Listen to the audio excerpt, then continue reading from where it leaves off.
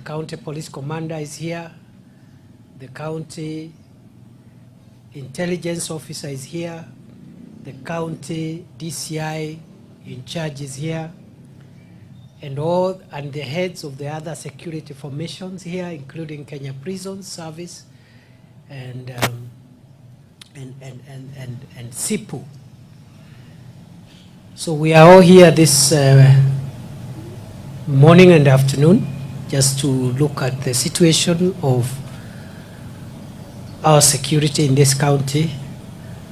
And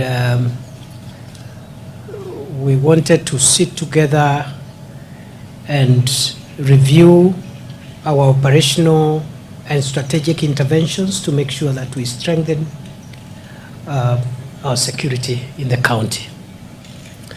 We have noted with a lot of appreciation that generally Machakos County is a law-abiding county, and even when we had difficult moments in the country because of political differences, we didn't have a lot of issues here in Machakos. And I want to take this opportunity to thank the political leaders here, the governor, and all the other elected leaders from this county. Please, when you see them, just tell them, Minister for Interior and the team said a big thank you, because even when there were very heated political moments across Kenya, this county generally remained calm, and whatever differences which were there were processed within the law peacefully, except of course the incidents we had in the Mlolongo area. Besides that, I think the county remained calm. I am grateful to the political leaders of this county for being mature to know that you can process your political differences lawfully, peacefully, and within the law.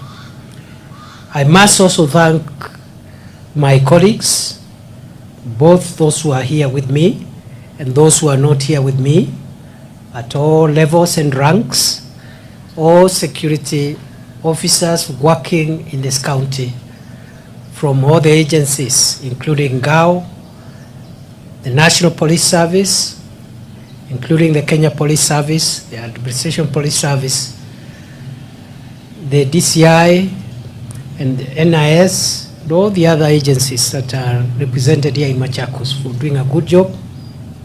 Generally, the county is okay. However, we have noted we have a number of problems that we must address. And today, this afternoon, we just want to assure the people of Machakos that we are rolling out a new strategy for security management to make sure that this county is even safer, more secure, and so that we can provide a conducive working environment for the people of Machakos to carry out their duties, their day-to-day activities, so that we build our county and we build our country. We do have a number of challenges which we have to work on. The first one, as you're aware, we have rolled out a nationwide campaign and security operation to apprehend and neutralize the threat that is posed by traffickers in narcotic drugs, psychotropic substances, as well as illicit killer brews. For a long time in our country, we have treated the matter of narcotic drugs, psychotropic substances, and killer brews as a social problem because of what these substances do to our young people, because they lead to broken families.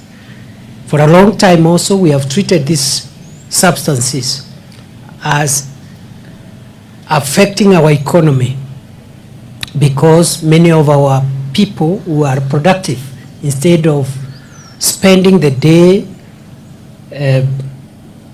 creating livelihoods for their families and building the economy, they waste time taking hard drugs and drinking killer brews. It's a nationwide problem. But starting recently, The National Security Council has determined that this problem of narcotic drugs, psychotropic substances, and killer brews is no longer just a social problem. It is no longer just an economic burden to the country. It is now an existential threat to the sustainability of our country. It is our view as the country's security managers that unless we completely destroy the capabilities of drug traffickers and those who manufacture killer brews, our country's population is going to be altered in a major and dramatic manner. And unless we stop these vices now and conclusively, 10, 20, 30 years from now, we will not have a generation that can take up civic responsibilities. We will not have journalists, we will not have police officers, we will not have farmers and teachers, nurses, and all the other people that build a country. And for that reason, we have declared that those who manufacture, transport, distribute, and even consume hard drugs and killer brews and psychotropic substances, those that follow in that category are enemies of Kenya, just like terrorists, bandits, and organized criminals. And we are going to use all the resources that Kenya has. We are going to use all the security infrastructure that this country has to crush, defeat, and overcome those that are engaged in destroying future generations by enslaving our children in hard drugs and killer brews. And therefore, each county has been directed to generate a county-specific operational plan. And here in Machakos, we've already mapped out what we need to do. Already quite some progress has been made. We have arrested nearly 300 people in the last 3 days. We have done 765 raids across Machakos County. We have apprehended motor vehicles that have been used to transport drugs and illicit, including counterfeit alcohol that is dangerous to public health. Ladies and gentlemen, we are not going to do a 2 months, 3 months, 6 months, 1 year operation. This operation is a perpetual and standing operation until this problem is eradicated in our country. So we will go all the way as long as it takes to make sure that we clean this country from the scourge of drugs and the effects that it has on public safety and public health. In that connection, we are introducing very stringent legislation. As you are aware, we have cancelled and closed down all alcoholic outlets that are licensed contrary to the law, especially the law relating to Alcoholic Drinks Control Act. And therefore, all alcoholic outlets within 300 meters to public amenities, including basic education institutions, must be closed. And all the licenses that were issued by the different county governments have been revoked as a national security measure.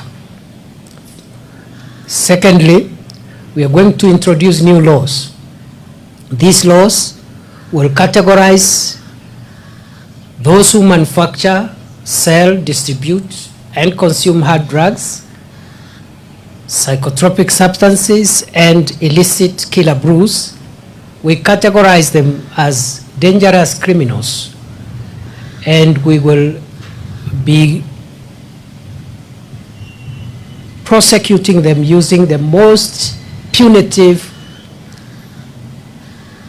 measures that are ever found in our statute books. In other words, where we have placed terrorists, organized leaders of organized crime, including banditry. That's where we have placed those people who are engaged in this destructive business. Since this is a national security threat, we will not entertain any commercial, economic, or social interests to override the national security interests. And therefore, we are not against businesses, we are not against the people enjoying life, but we have a duty to protect the nation from itself, because we can destroy ourselves through our freedom and through our commercial interests. This is purely a law enforcement measure. It is not linked to politics of any side. It is not linked to business and all the other issues. And for that reason, the operation must be left entirely to law enforcement agencies. The multi-agency teams that are mandated to enforce the law are the only one who are allowed to take part in this operation. We don't want to see politicians engaged in operational issues, conducting raids. That is not their work. Let our brothers and sisters who are elected leaders serve the people according to their mandate, which includes building schools, hospitals, providing water and electricity. They must stay away from law enforcement and leave it exclusively to law enforcement agencies. I also want to underscore that other than this problem, we have a problem of land fraud in this county. Certain parts of this county, especially Athi River, Mavoko, and the adjoining areas, Kamulu and others, where land fraudsters conniving and in cahoots with corrupted public officials have engaged in fraudulent issuance of title deeds that are not genuine. Secondly, the invasion of people's private property by hired goons who are paid to unleash violence to genuine landowners. And there are others who have invaded large tracts of public land. And therefore, we are going also to come heavily to enforce the law, to get rid of all organized criminal gangs that are terrorizing the people, including genuine landowners of private and public land. We know some of them are able to succeed because they are in cahoots with some crooked officials from the Ministry of Lands and the Survey of Kenya. Some are in cahoots with a few crooked law enforcement officials, including Ngao officers and police officers.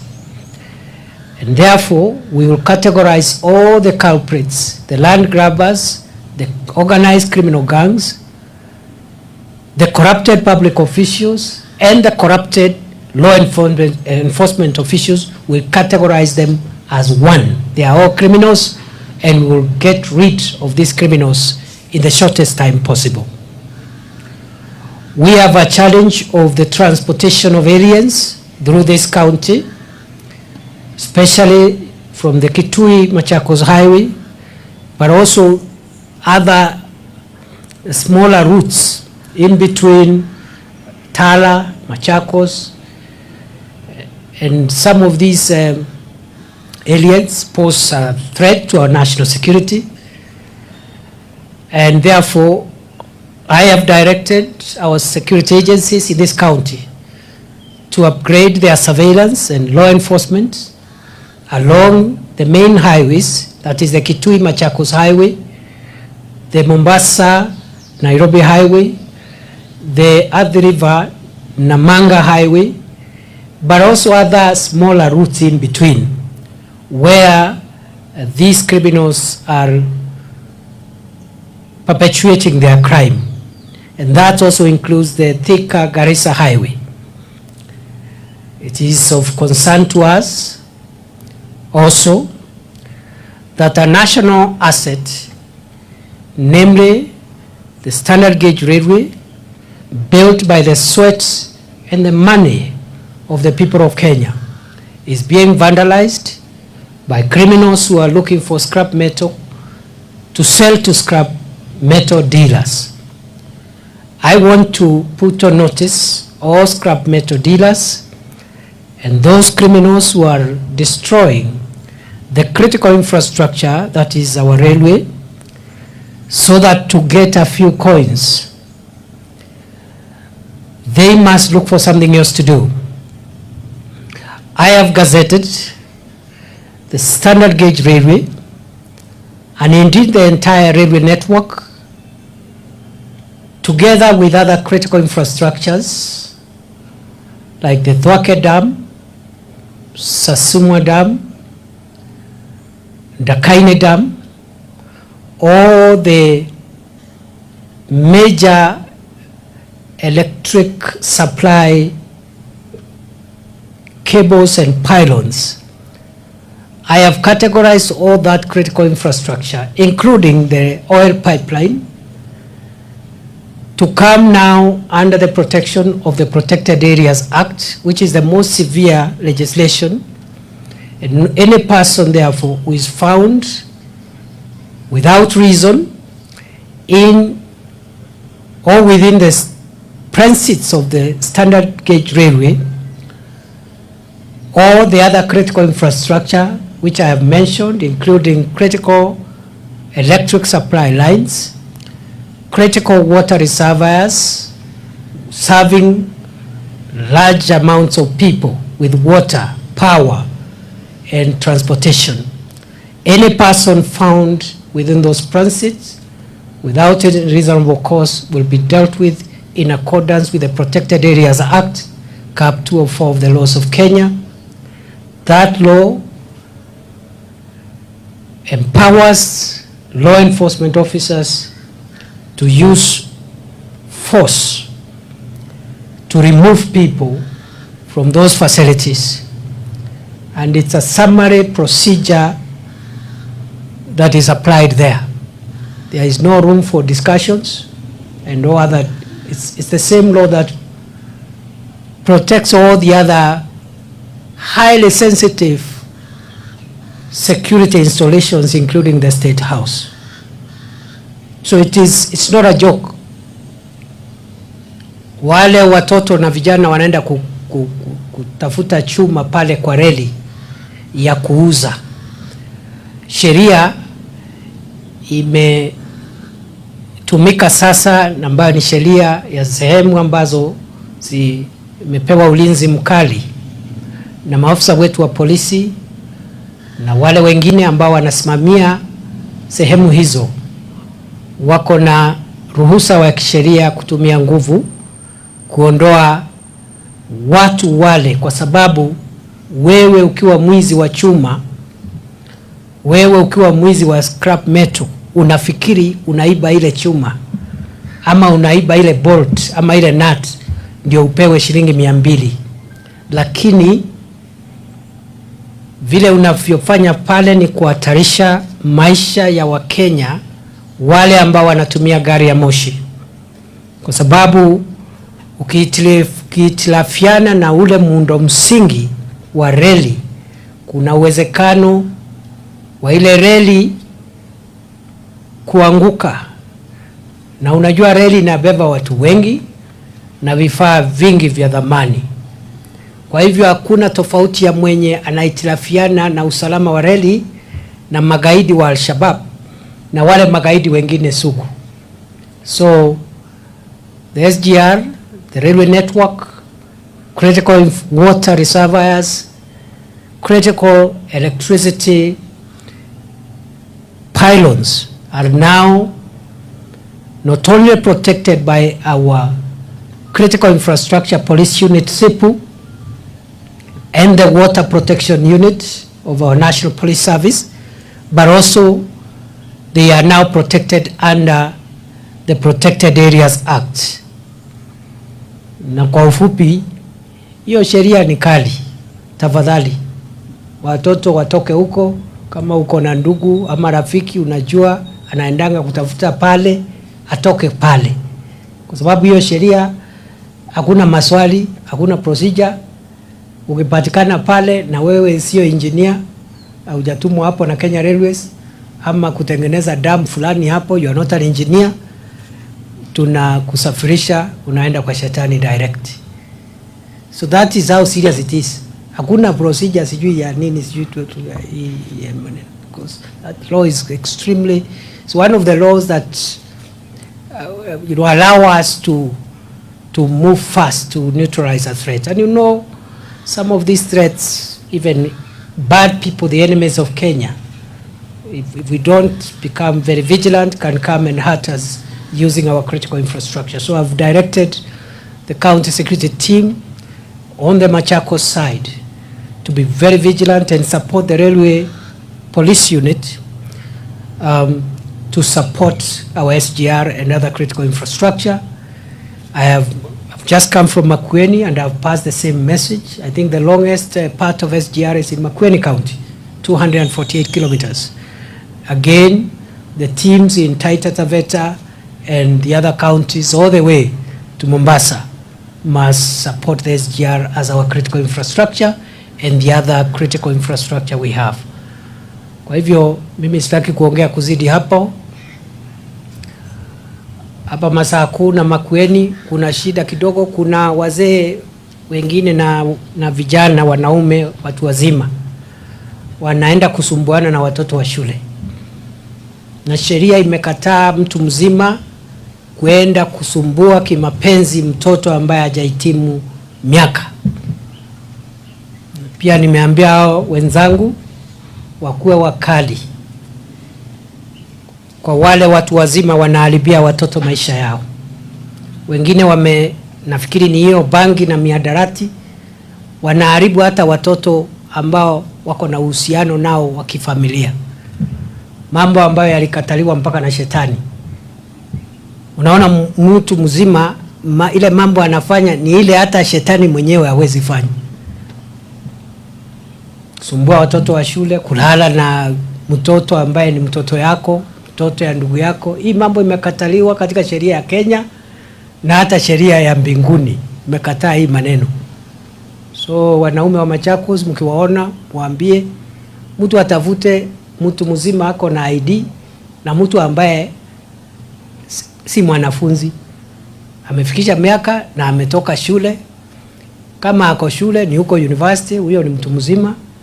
Na hata hiyo wafanye urafiki ambayo ni wa kihiari, sio kilazima.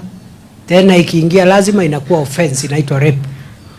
So kuna hiyo maneno hapo tuchunge, na watu tu wakuwe wastaarabu.